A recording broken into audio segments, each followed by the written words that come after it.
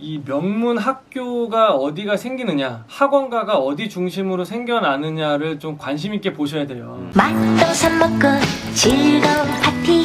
그러니까 아까 얘기한 크로바 아파트, 대전도 둔산이 서울로 치면 대치동이에요. 아, 네. 그러니까 학원가가 많이 밀집돼 있고, 근데 우리가 이제 오프라인으로 그런 학원가 시설을 뭐 추월하기는 좀 어렵지만, 세종도 세종 안에서 이런 이제 좋은 학원가 중심으로 아마 주택 가격이 높게 형성될 가능성이 높잖아요. 그렇죠. 그러니까 지금까지는 아름중학교 일대에 그 이제 북쪽이거든요. 일생활권에 네. 해피리움인가요? 그 상가 주변으로 중형 학원 시설이 많이 몰려 있어요. 어. 네, 그리고 세종시는 뭐 영재고등학교랑 이제 국제고등학교가 좀 있어서 전국구에서 몰리긴 하지만 이제 지역 선발 인원이 있기 때문에 네. 공부 잘하는 친구들이 중학교 거치면서 타 지역으로 이주해갈 확률 좀 적고, 그러니까 중요한 거는 일반 고등학교의 어떤 앞으로의 활약이 중요한 거예요. 명문대학교 몇 명을 보낼 거냐. 네.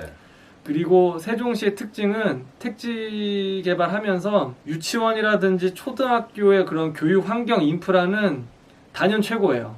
그러니까 새로 생겼으니까. 새로 그렇죠. 생겼으니까 다 인접해 있는 곳에서 초품화, 중품화 되게 많고 가까워요. 유해 시설도 없고. 네. 당연히 우리가 얘기하고 있는 이 새뜸마을도 그런 게 전혀 없죠. 네. 근데 지금 이제 새뜸마을을 긍정적으로 보고 있는 또 하나의 이유가 아름동에서 형성돼 있던 이 학원가가 새뜸마을 내부에도 학원가가 굉장히 잘 생겨요. 이 힐스테이트, 더샤 힐스테이트 앞에. 이거는 이제 번외로 맛동산 시청해 주시는 분들을 위해서 말씀을 드린 팁인데, 그런 좋은 학교, 이 학군이 과연 내가 가지고 있는 이 아파트에 그 영향이 있을까라고 네. 보는 하나의 지표가 하나 있어요. 특히 이제 대도시가 아니라 이런 신도시 같은 경우에서는 어디가 잘 나갈지 우리가 알지 그렇죠. 못하잖아. 이거 어떻게 확인하냐면, 아직 그 데이터가 없으니까. 그치, 아직 누적된 통계가 없으니까 이 데이터가 없잖아요. 이런 거 어떻게 보냐면, 사실 전국적으로 나오는 학업 성취도 평가 이런 걸로 보면 제일 나래비 세우니까 좋긴 좋은데, 네. 이게 이제 몇 년 전부터 안 돼. 안 되니까 뭐로 가냐면 학교 알림이라고 있어. 학교 알림? 학교 알림이. 알림이. 학교 알림이를 가면은 이제 뭐 특목고 진학률, 뭐 초등학교 중학생 학교의 학생 수 이런 거 볼 수 있거든요. 네네네. 중요한 게 그 초등학교까지 괜찮아. 이제 중학교부터가 이제 본격적으로 그렇죠. 입시로 입시의 가는 이제 시작이지. 첫 단계인데, 그렇다 보니까 초등학교가 있으면 저학년 1, 2, 3학년이 있고 고학년 4, 5, 6학년이 있잖아요. 네. 이렇게 저학년하고 고학년을 두 개 나눠가지고 이 저학년 대비 이 고학년의 학생 수 증감을 봐요. 이 학교 알림이를 가서. 네네. 그럼 만약에 1, 2, 3학년 학생 수보다 4, 5, 6학년 학생 수가 많은 학교가 몰려있는 동네가 좋은 학군이야. 왜 그러냐면 타 지역에 있는 부모들이 슬슬 이제 중학교 갈 때 되니까 데뷔한다 이거야. 그거 대비해서 배정받을 수 있는 학교로 오니까 네. 저학년 수보다 고학년 수가 많은 거예요. 근데 저학년 수보다 고학년 수가 적다. 이 얘기는 그 빠져나가는 거지. 그치, 반대 케이스지. 그럼 이제 딴 데로 보내려고 빼가는 거지. 그렇죠. 그래서 당장 이 초등학교가 좋냐 나쁘냐가 아니고 어쨌든 진학을 위한 그 로드맵을 보는 거지. 인아웃이 있는 거니까. 네, 맞아요. 그래서 그 증감률을 보면은 신도시에 어떤 학군의 전망을 좀 할 수가 있어요. 이거는 제가 감명 깊게 좀 영향을 받은 책에서도 이렇게 설명을 좀 해주고 있고, 실제 제가 부동산 상담을 하면서도 뭐 숙명여고가 좋아요, 은광여고가 좋아요, 뭐 진선여고가 좋아요, 뭐 현대고가 좋아요, 구종고가 좋아요, 이런 얘기를 많이 상담할 때 나오거든요. 네네. 그러니까 이런 거를 주목해서 보셔야 되는데, 이거 아주 중요한 얘기네. 꿀팁이다, 꿀팁. 꿀팁이죠. 그래서 앞으로의 이런 일반 학교의 어떤 선전, 네네. 그 지금부터 20대부터 와 있는 공무원들이 터전 잡은 그들의 자식들이 네네.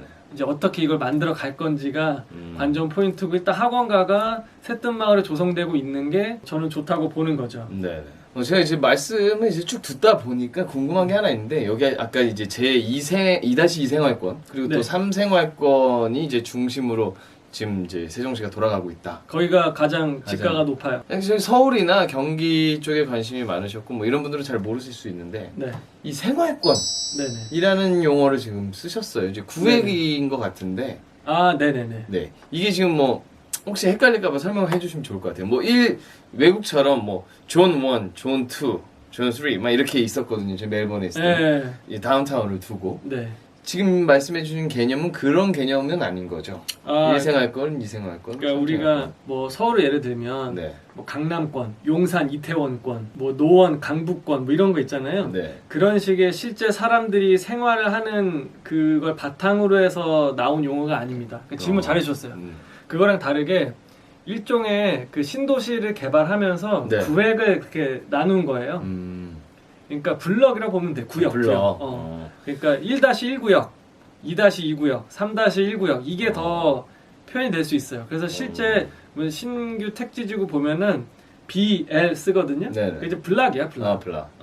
그래서 그렇게 보시면 돼요. 그러면 지금 이제 세종시는 그럼 1구역부터 시작돼서 점점 이 구역 수가 늘어나고 있는 건가요? 예, 그러니까 이제 크게 보면은 6생활권이라고 해서 6생활권까지 있고 2생활권이 가장 먼저 들어왔고 거기에 정부종합청사가 있고 뭐 아까 얘기했던 아름동에 그런 학원가도 있고 뭐 범지기 마을 이런 거 있고 어진동이라 그래서 뭐 더샵 레이크시티라든지 그런 게 있고 2생활권의 중심 상업지역하고 우리가 얘기하는 이 힐스테이트도 있는 거고. 네네네. 그러니까 이렇게 블럭별로 있고 이제 금강이 딱 그 세종시를 양분하고 있거든요. 네. 붙어 있는 그 금강 남쪽이 3생활권 신도시기 때문에 이런 구역별로 생활권이 있고 네. 그 안에 행정동이 있죠. 그러니까 뭐 도담동, 그렇죠. 소담동, 무슨 뭐 동이 아름동, 고운동 네. 이렇게 새롬동 동이 있고 이 동과 함께 그 마을 이름이 따로 있고.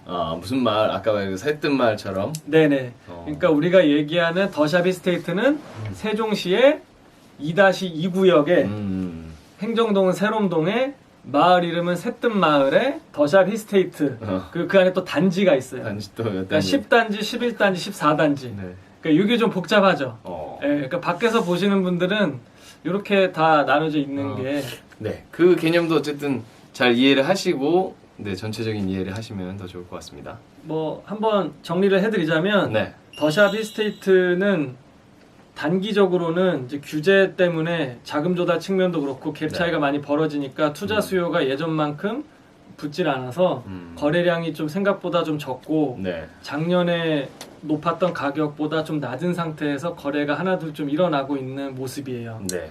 그리고 작년부터 입주했던 3생활권하고 그 이제 수요가 어느 정도 대전에서 올라오는 사람들은 그쪽을 더 가까우니까 좋아하거든요. 네. 뭐 반석동이나 지적동 이쪽에서는 그렇다 보니까 조금 더 나뉜 것도 있고 마이크로하게 그러니까 단기간 안에 어떤 차익을 남기기 위해서 덤벼드는 사람들 뭐 그렇게 생각하시는 투자자분들한테는 좀 적합하진 않고 네.